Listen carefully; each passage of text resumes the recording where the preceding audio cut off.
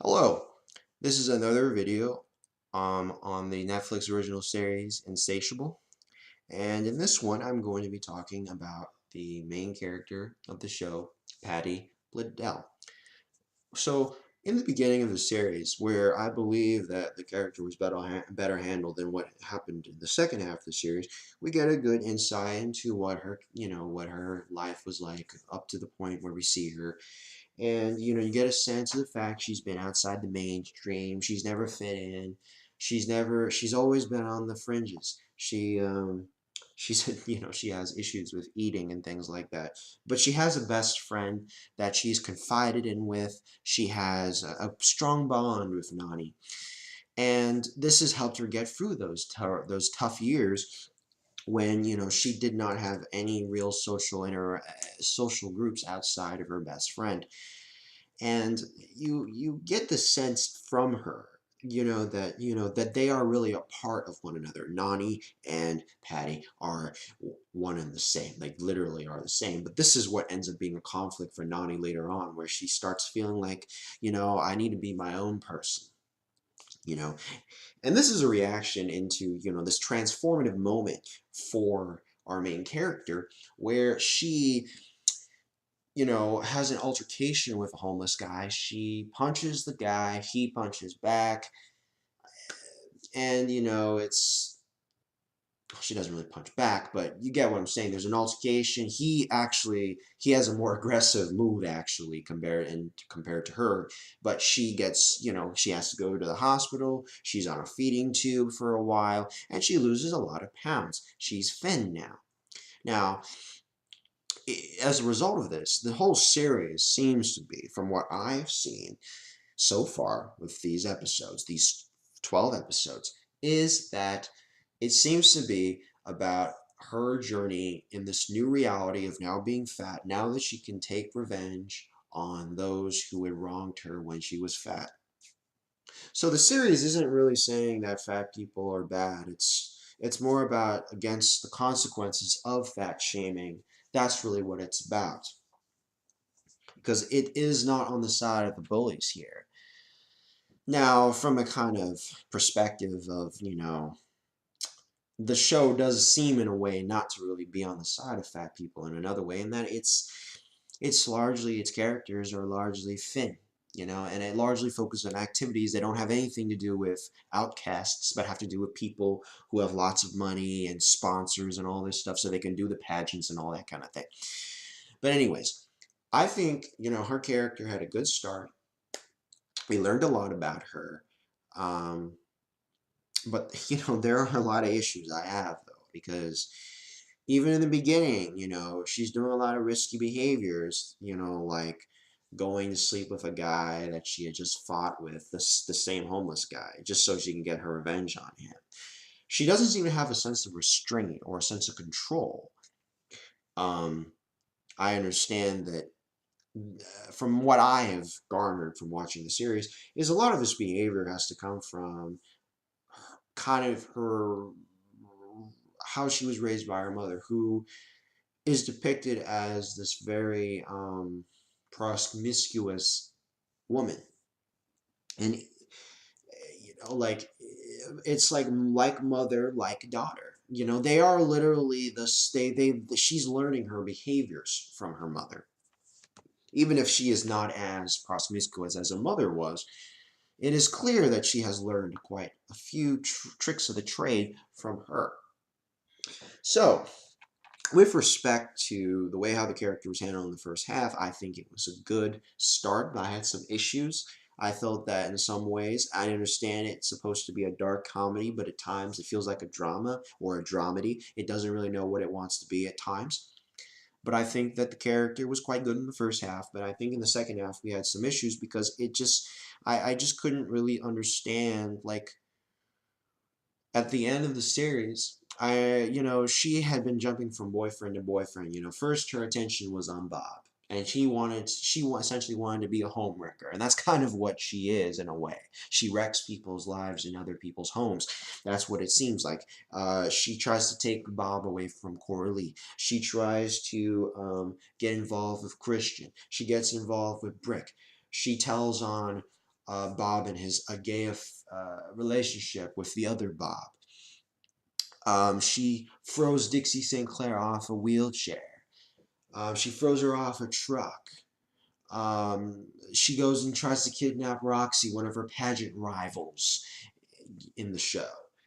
Um, and then towards the end of the series, it really jumps the shark because it's like, okay, so she clearly is not, she there's been a kind of foreshadowing. She has like this evil presence in her. I don't know what the writers were doing with that, but it seemed like she has this evil presence in her that goes around and tries to seek revenge.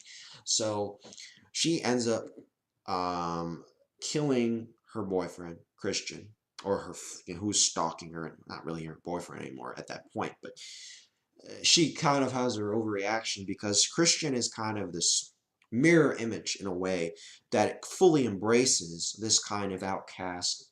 Like you're never going to be part of any of these people, of these people's lives. You're never going to be mainstream. You're never going to be acceptable. You always ruin other people's lives. Why don't you embrace the demon inside, and don't join with the regular people?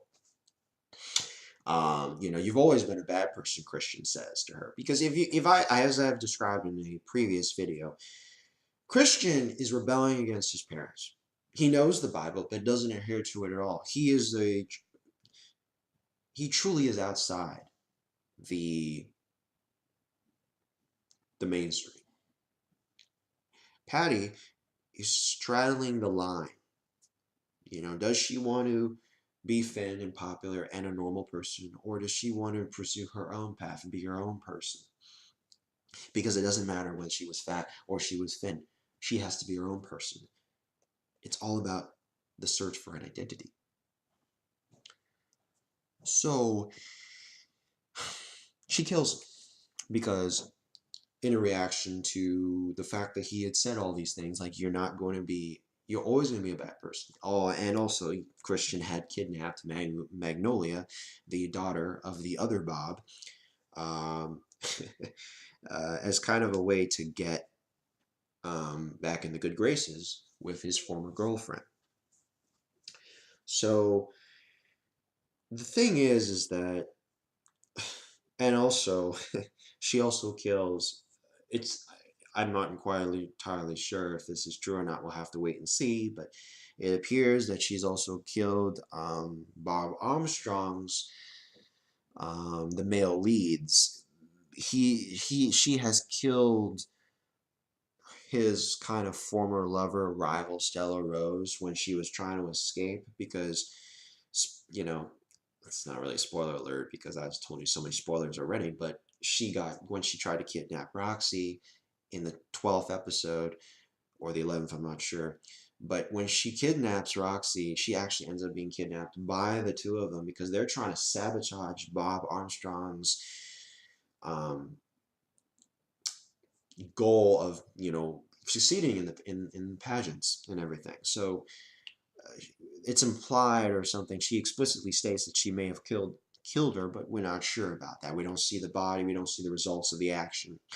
But so according to this, by the end of this first season, this homewrecker, Patty Bladell, has killed 2 people, or maybe 3 if you would count the homeless guy. But that was because the homeless guy had a heart attack.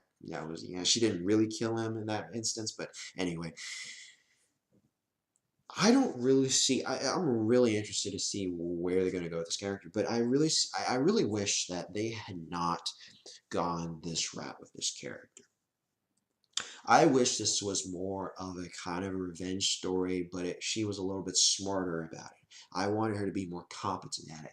Because the thing about it, in this story, she's not even competent at the revenge in many ways. It's all very crooked, it's all very clumsy. And I know maybe that's the way our people want these shows to be depicting these kind of characters. They don't want them to be Mary Sue's. I understand that, but I don't know. It feels like to me she's had a lot of failure, and I don't know where she's gonna go from here because the fact that she's killed 2 people, and how is she going to go into pageants now? How is she going to go forward after doing this? Because she's going to have to deal with the repercussions of dealing with the pastor's wife.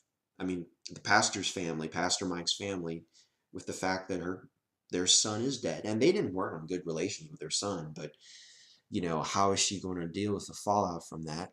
How is she going to deal with the fallout that Stella Rose is dead? Um, how, and especially when you have to consider that she won the Miss Magic Jesus, and now that she killed the son of the guy who hosted that competition. You see what I'm saying? Like, what's going to happen with her? What's going to happen with her journey? They're going to have to really pull a great cover up because that's the only way it's going to work. Um, and I think that's probably where they're going with this. But I mean, I really wish it wasn't like that because I think it would make the character more sympathetic. Because now it's like, well, yeah, she was fat shamed, but now it's like she doesn't have a sense of restraint.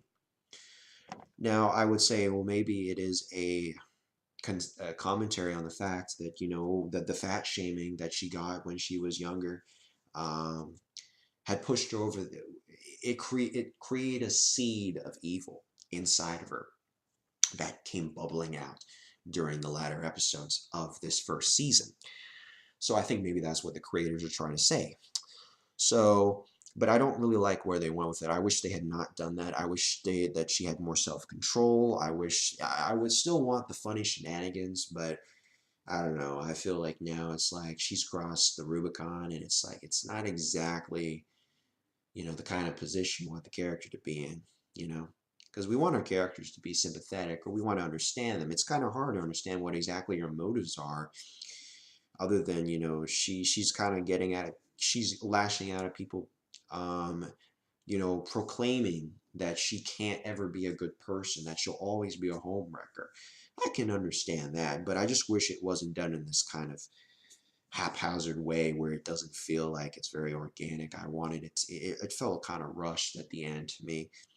And so we're just going to have to see where this character's going to go. And so I'm looking forward to the second season, and that's my thoughts on the main character.